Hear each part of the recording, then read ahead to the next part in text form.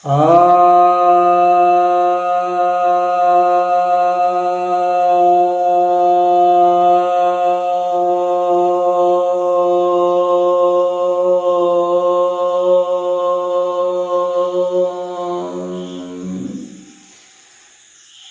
भक्तजनों को सप्रेम नमन। तो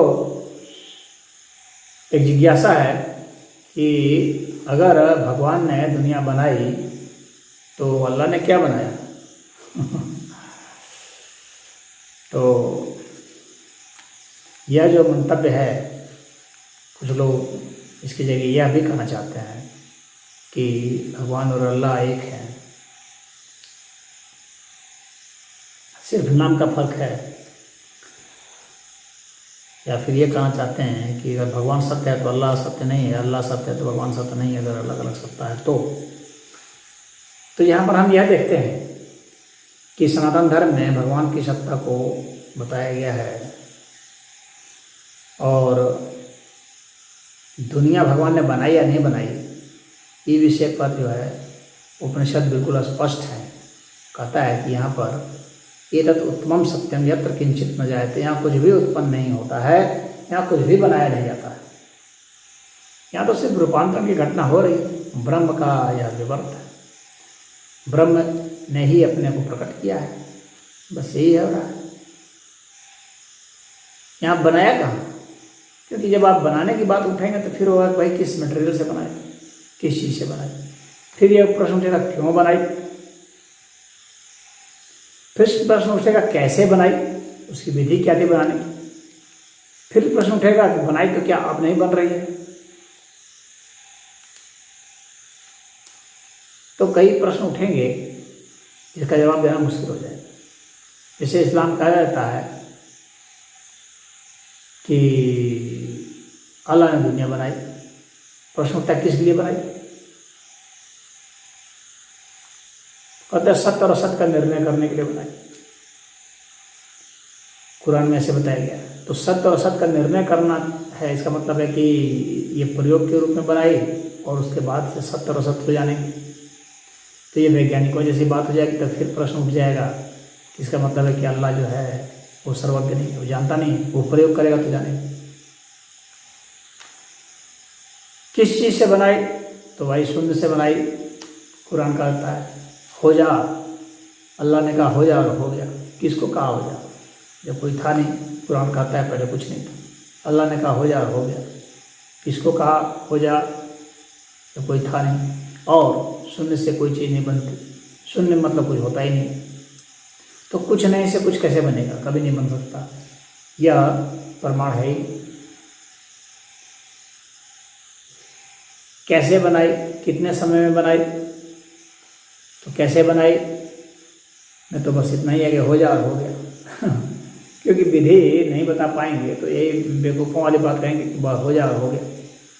और जब विधि भी पूछी जाएगी तब तो बताना पड़ेगा ना कि किस विधि से बनाई, किस किस क्रम से बनाई।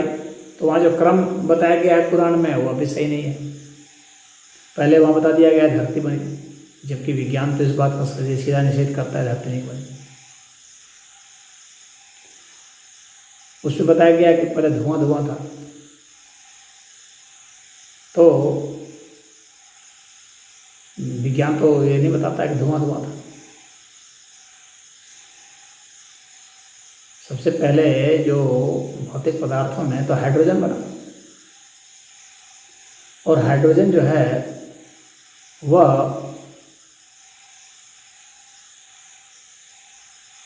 इनविजिबल होता है, धुआं तो होता नहीं उसमें। तो कैसे आप कह देंगे वो इस प्रकार का गैस है, तो इनविजिबल गैस है।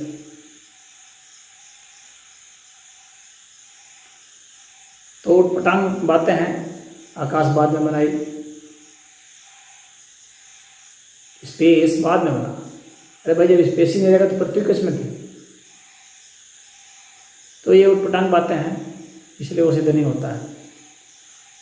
अल्लाह स्वयं जो है सिद्ध सत्ता होता है, लगता थ्रोन में बैठा हुआ है और कुछ फरिश्ते से पकड़े हुए हैं थ्रोन को। तो जो गद्दी पर बैठ रहा है तो सीमित सत्ता है। गद्दी पर बैठ रहा है तो इसका मतलब कमर है।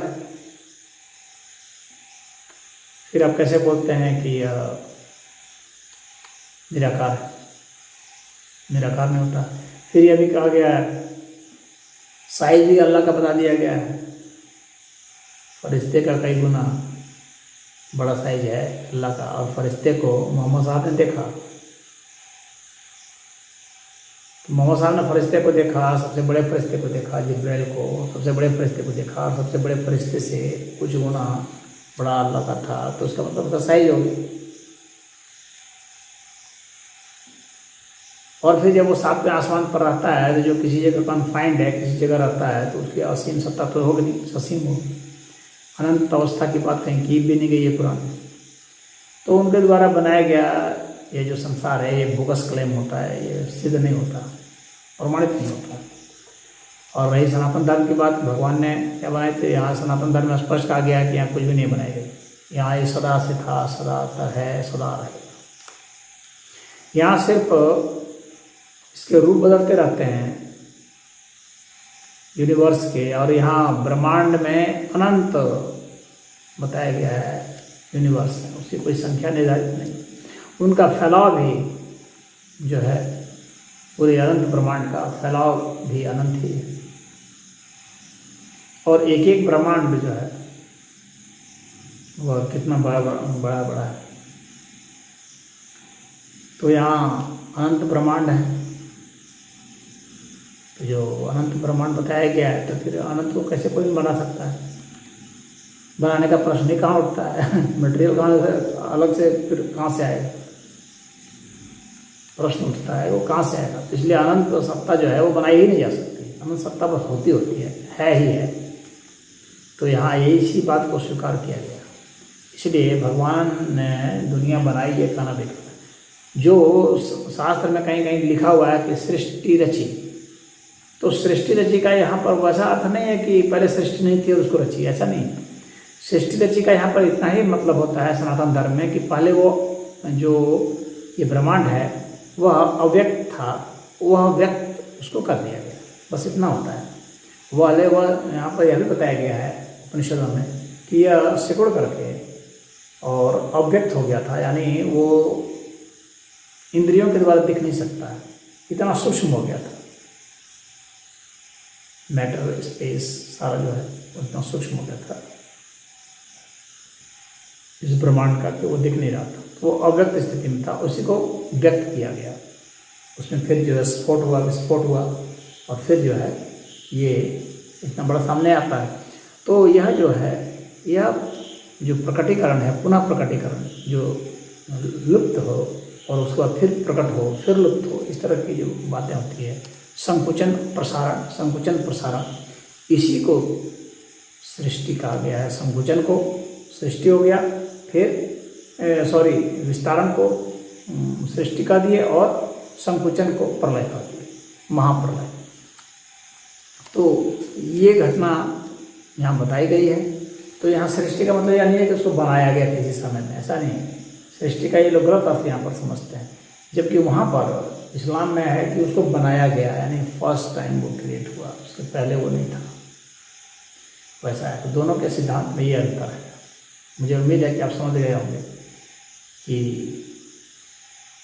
दुनिया अल्लाह ने तो बनाई ही नहीं, और ईश्वर ने भी नहीं बनाई।